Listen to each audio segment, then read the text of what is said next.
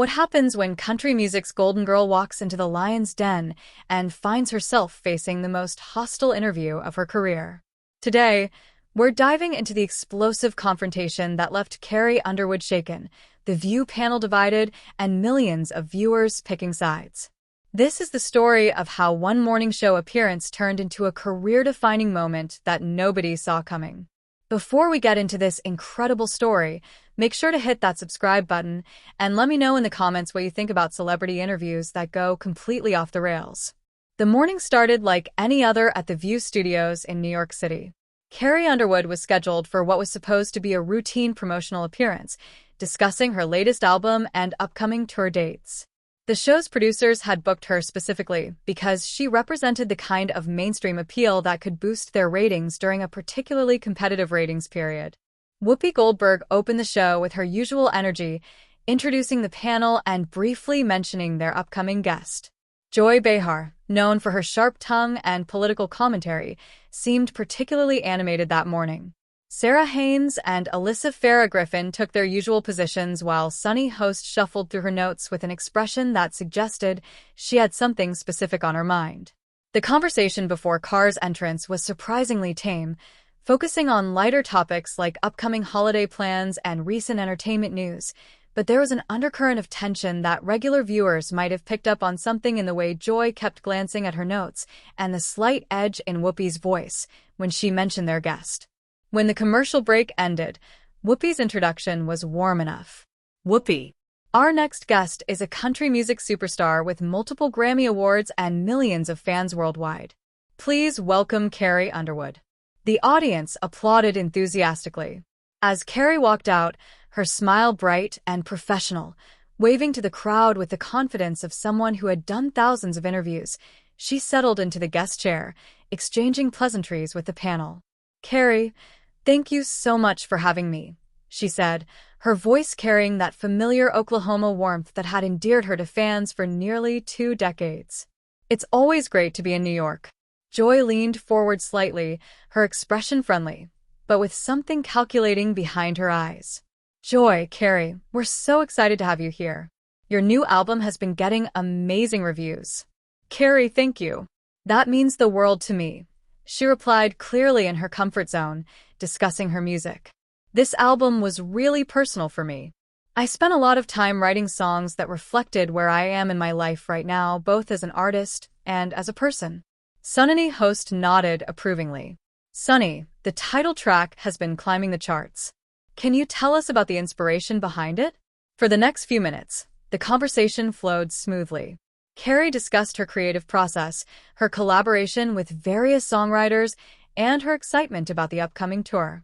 Her responses were polished but genuine, the kind of interview content that both the show and her publicist would be happy with.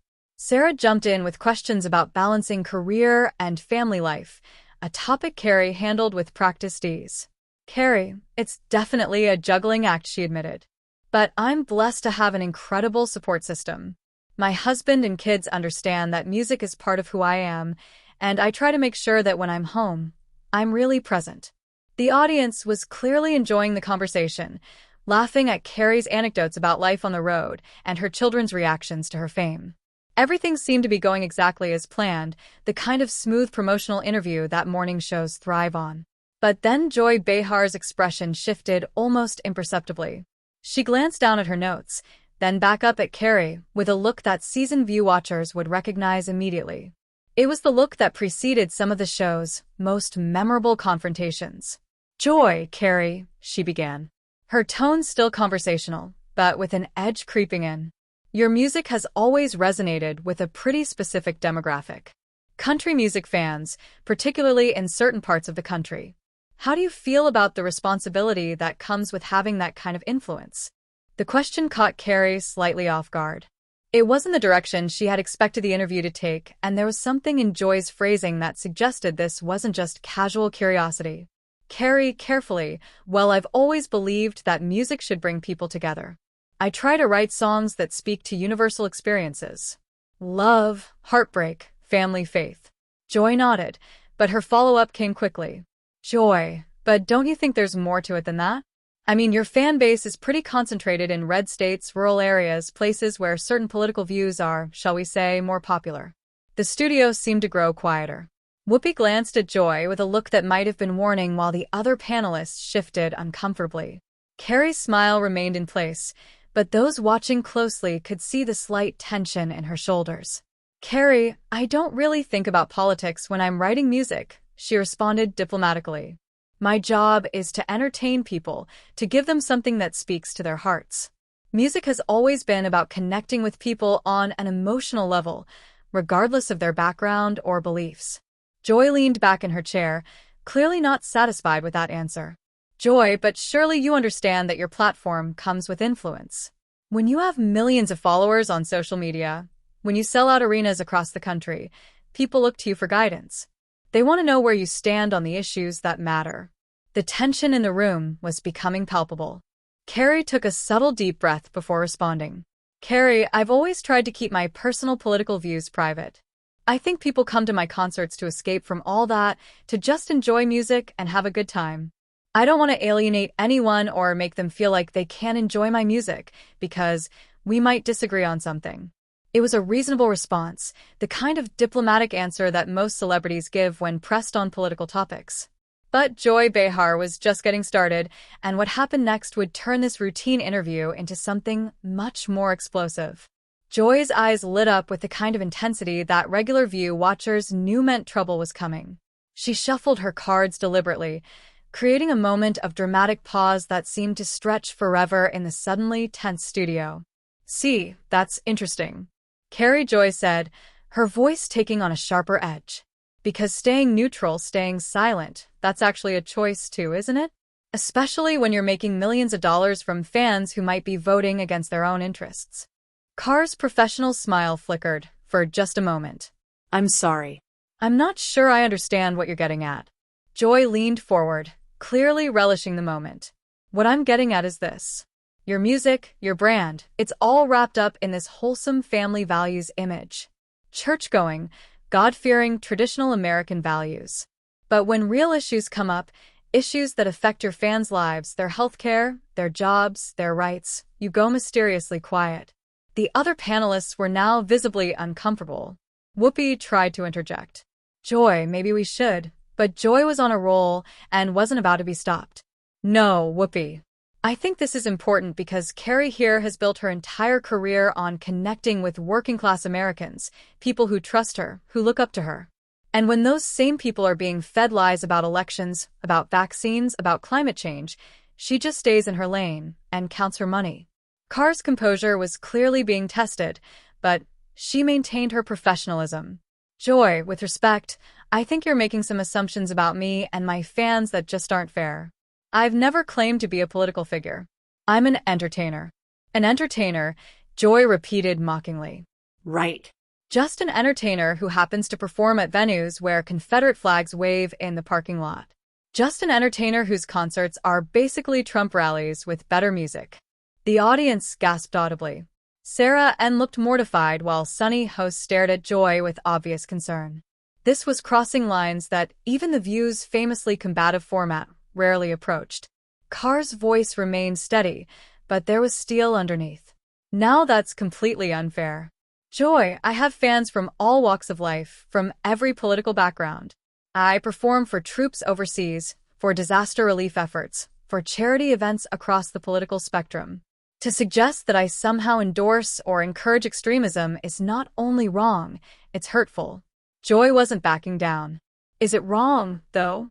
Because when your silence gives comfort to people who want to overturn elections, who want to deny women health care, who want to pretend climate change isn't real, how is that not a form of endorsement?" "My silence is an endorsement," Carrie shot back, her Oklahoma accent becoming more pronounced as her emotions rose. "My silence is respect for the fact that my fans are intelligent people who can make their own decisions without needing a country singer to tell them how to vote." Joy laughed, but it wasn't a pleasant sound. "Intelligent people, right?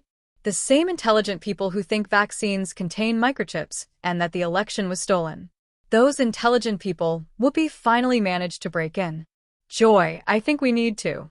"No, Whoopi," Carrie said, her voice now carrying real anger. Let her finish. I want to hear exactly what Joy thinks about the millions of people who support my music. Joy was more than happy to oblige. What I think, Carrie, is that you've made a calculated business decision to stay quiet on important issues because you know the truth about your fan base. You know that if you came out and said that climate change is real, that vaccines save lives, that the election wasn't stolen, you'd lose money. So you stay quiet and let them believe whatever conspiracy theory makes them feel better. The studio was dead silent, except for the subtle hum of cameras. Carrie stared at Joy for a long moment, and when she finally spoke, her voice was controlled, but clearly furious. You want to know what I really think, Joy? I think you're sitting in your New York studio, making assumptions about people you've never met. Dismissing millions of Americans as stupid conspiracy theorists because they don't share your political views. I think you've decided that anyone who lives outside of major cities, anyone who goes to church, anyone who values tradition must be some kind of dangerous extremist. Joy tried to interrupt, but Carrie was just getting started. You talk about my responsibility to use my platform, but what about your responsibility? You have a platform, too. And you're using it right now to attack not just me, but everyone who enjoys my music. You're dividing people, creating hostility, making assumptions about character and intelligence based on geography and musical taste. The audience was completely riveted. This wasn't the polite, mediatrix Carrie Underwood they were used to seeing. This was someone whose core values were being attacked, and she was fighting back. Joy regrouped quickly. I'm not attacking anyone, Carrie. I'm asking legitimate questions about the role of celebrity in our democracy. When misinformation is tearing our country apart, when people are dying because they won't get vaccinated, when our democracy itself is under attack, don't you think people with influence have a responsibility to speak up? And who decides what constitutes misinformation? Carrie fired back. You the media politicians, because I've seen enough to know that what gets labeled as misinformation one day becomes accepted truth the next. I've seen enough to know that regular people, the people you seem to think are so easily manipulated, often have better instincts than the experts who talk down to them. Sunny host tried to mediate. I think what Joy is trying to say is that with great influence comes great responsibility. Carrie turned to Sunny, her expression slightly softer, but still intense. And I take that responsibility seriously, Sunny. But my responsibility is to my art, to my family, and to treating my fans with respect. Not to become a political pundit just because I can carry a tune.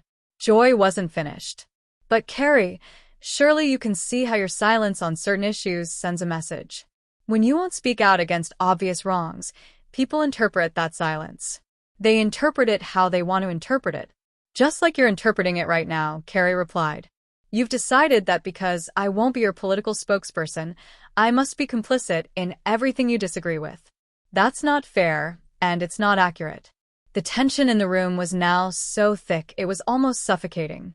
The other panelists looked like they wanted to disappear, while the audience sat in stunned silence, witnessing what was clearly becoming one of the most explosive interviews in The View's history. Joy gathered herself for what everyone could sense would be her biggest attack yet. She looked directly into Carr's eyes, and when she spoke, her voice carried the kind of righteous anger that had made her both famous and infamous. Fine, Carrie, let's get specific, then let's talk about what your silence really costs. Joy's pause was calculated theatrical. She knew she had the audience's complete attention as she was about to deliver what she clearly believed would be the knockout punch.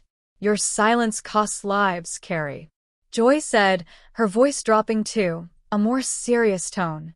When you have a platform that reaches millions of people, and you choose to stay quiet while misinformation spreads through your fan base like wildfire, people die. They die from preventable diseases because they won't get vaccinated. They die in acts of political violence because they believe lies about stolen elections. Your precious neutrality has a body count.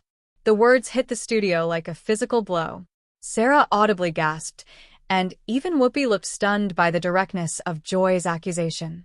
But if Joy expected Carrie to crumble under this attack, she had seriously miscalculated.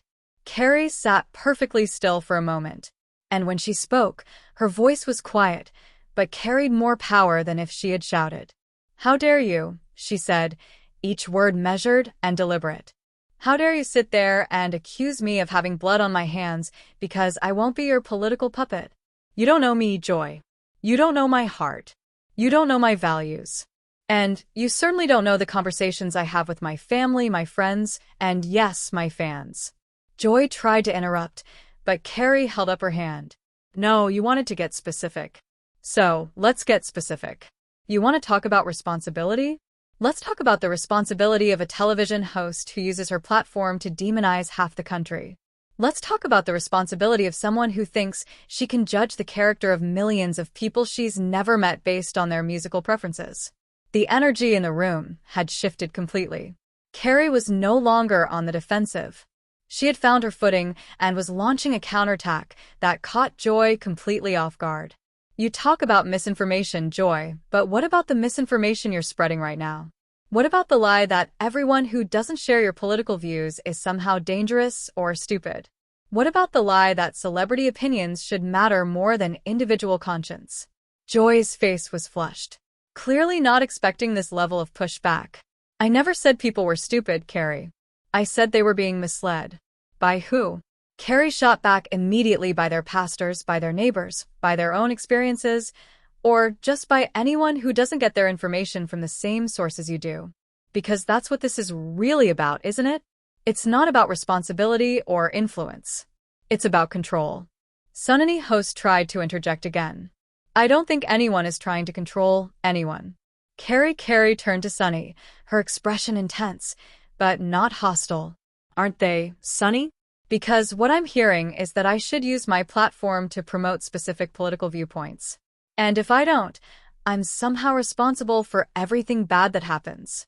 That sounds like control to me. Joy had regained her composure and was ready to fire back. What you call control, I call civic responsibility. When you have influence, you have an obligation to use it for good. And who decides what's good? Carrie asked, her voice rising slightly. You, the media, politicians in Washington, because I've got news for you, Joy. The people who listen to my music, they're not mindless sheep waiting for celebrities to tell them how to think. They're teachers and nurses and farmers and small business owners. They're military families and single mothers and grandparents trying to make sense of a world that seems to change every day. The audience was completely captivated. This wasn't just a political argument anymore. This was a fundamental clash of worldviews, and both women were fighting with everything they had. Joy leaned forward aggressively. Those same teachers and nurses and farmers are getting their medical advice from Facebook memes and their political information from conspiracy websites. Don't you think someone with your influence should try to steer them toward reliable sources? Carr's laugh was sharp and humorless. Reliable sources? You mean sources that agree with you? Because heaven forbid someone might look at the same information you have and come to a different conclusion. Heaven forbid someone might have different priorities or different values or different life experiences that shape how they see the world. Some conclusions are objectively wrong. Joy insisted. The earth is round. Vaccines save lives. Climate change is real. These aren't matters of opinion.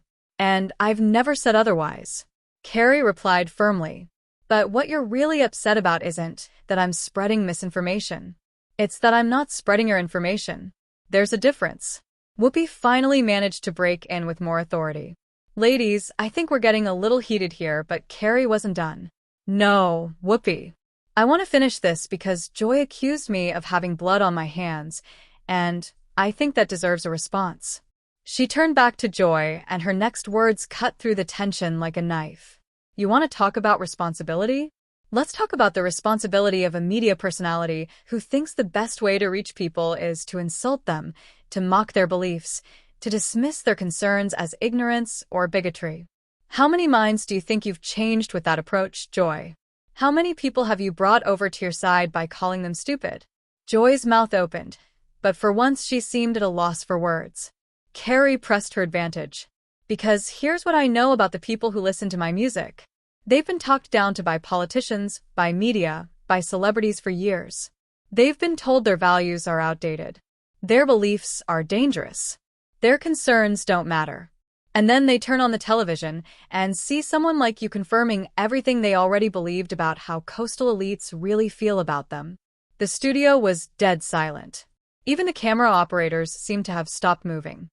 "So congratulations, Joy," Carrie continued, her voice now carrying a mixture of anger and sadness. "You've just spent the last 10 minutes proving to millions of people that everything they suspected about media bias and coastal contempt was absolutely right. If your goal was to change hearts and minds, you failed spectacularly. If your goal was to drive people further apart, well, mission accomplished." Joy finally found her voice, but it lacked the confident edge she had started with. "I wasn't trying to insult anyone, Carrie. I was trying to have an honest conversation about the role of public figures in our democracy." Carrie shook her head slowly. "No, Joy. You were trying to bully me into becoming your political spokesperson. And when I wouldn't play along, you decided to attack not just me, but everyone who supports my music. That's not an honest conversation. That's exactly the kind of behavior that makes people trust media less, not more." The weight of what had just happened was settling over everyone in the studio. This wasn't just a heated interview anymore. This was a moment that would be replayed, analyzed, and debated for weeks to come. And judging by the expressions on the panelists' faces, everyone knew it. The silence that followed Carr's devastating takedown seemed to stretch for an eternity. Joy Behar, who had built her career on having the last word, sat speechless, her face a mixture of shock and barely contained fury. The other panelists looked like they were witnessing a car crash in slow motion, unable to look away, but clearly wishing they were anywhere else. Whoopi Goldberg, veteran of countless television confrontations, finally found her voice. "Well," she said, trying to inject some levity into the moment, "I think we've certainly had an honest conversation here, but the damage was done, and everyone in the studio knew it." Carrie sat perfectly composed, her hands folded in her lap, but her eyes were still blazing with the intensity of someone who had just fought the battle of her life and won. Sarah N., clearly desperate to salvage something from the wreckage, tried to pivot. "Carrie, maybe we could talk about your upcoming tour dates. Get back to why you're here today." Carrie turned to Sarah with a smile that was both gracious and slightly sad. "You know what, Sarah? I think we've covered everything that needs to be covered today. But I do want to say something directly to your viewers." She looked straight into the camera, and when she spoke, her voice carried the same authentic warmth that had made her a star, but with an underlying strength that felt different, more mature. "To everyone watching this, whether you're a fan of my music or not, I want you to know that I believe in you. I believe in your ability to think for yourselves, to make good decisions for your families, to care about your communities. I don't think you need celebrities or politicians or media personalities to tell you what to believe or how to vote. You're smart enough to figure that out on your own." Joy shifted uncomfortably in her seat, clearly wanting to respond, but apparently thinking better of it. Carrie continued. "And to my fans specifically, I want you to know that I respect you too much to pretend I have all the answers. I'm going to keep making music that hopefully speaks to your heart, and I'm going to trust you to make the decisions that are right for your life. That's not indifference, that's respect." Alyssa Farah Griffin, who had been mostly silent throughout the confrontation, finally spoke up. "Carrie, I think what you've said about respecting your audience is really important. Too often in politics and media, we do talk down to people instead of talking with them." Joy's head snapped toward Alyssa, clearly not appreciating the implicit criticism. But Alyssa continued, "I think there's a difference between using your platform responsibly and using it to lecture people. And maybe we all need to think about which one we're doing." The tension in Joy's jaw was visible to anyone watching. She had started this interview confident that she would expose Carrie Underwood as a coward, hiding behind false neutrality. Instead, she had been systematically dismantled by someone she had clearly underestimated. Worse, her own colleague was now essentially agreeing with Carr's position. Sunny host tried to find some middle ground. "I think we can all agree that these are complicated issues and people of good faith can disagree on the best approaches." But Carrie wasn't interested in diplomatic compromises anymore. "Can we though, Sunny? Because what I heard today was that if I don't use my platform to promote specific political positions, I'm somehow complicit in violence and death.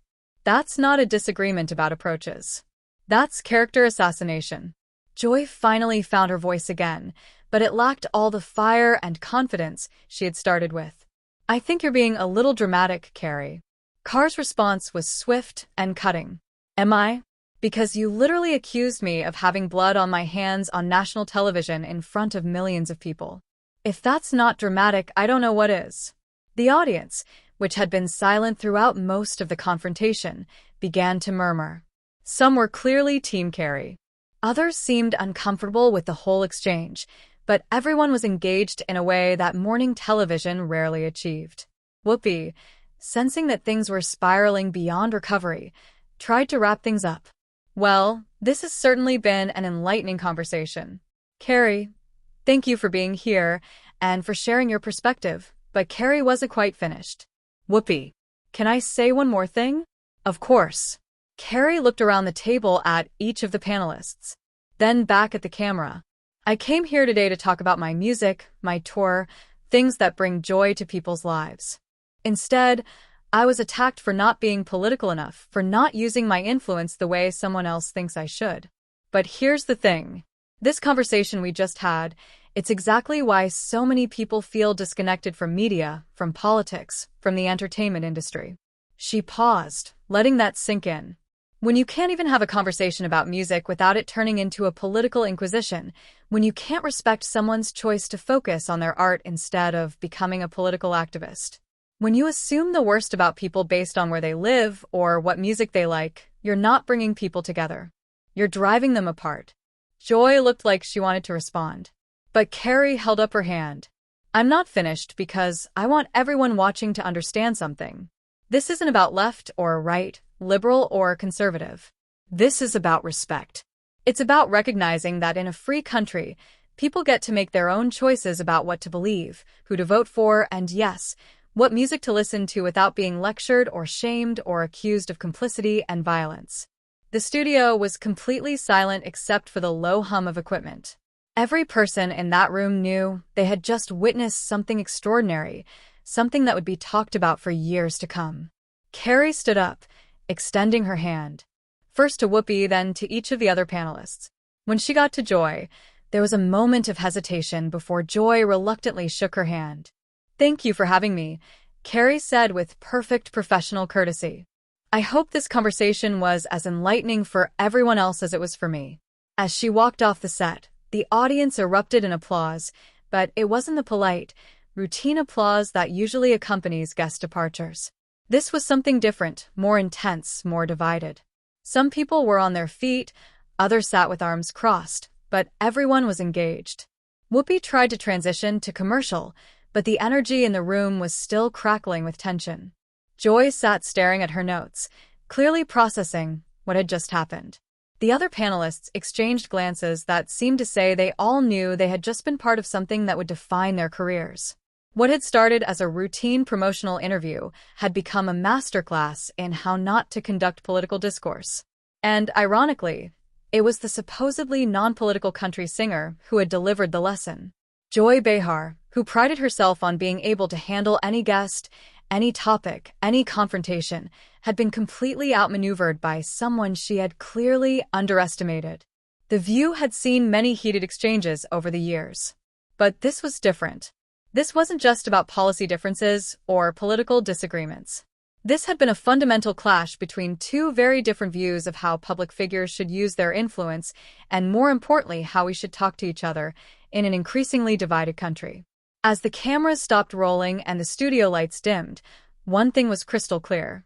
Carrie Underwood had walked into what was supposed to be a hostile environment and emerged not just unscathed, but victorious. She had shown that sometimes the most powerful political statement you can make is refusing to be political at all. And that's a story that will be remembered long after the latest political scandal fades from memory. What do you think about celebrities who choose to stay out of politics? Should they be required to use their platforms for political causes, or do you respect their choice to focus on their art? Let me know in the comments below.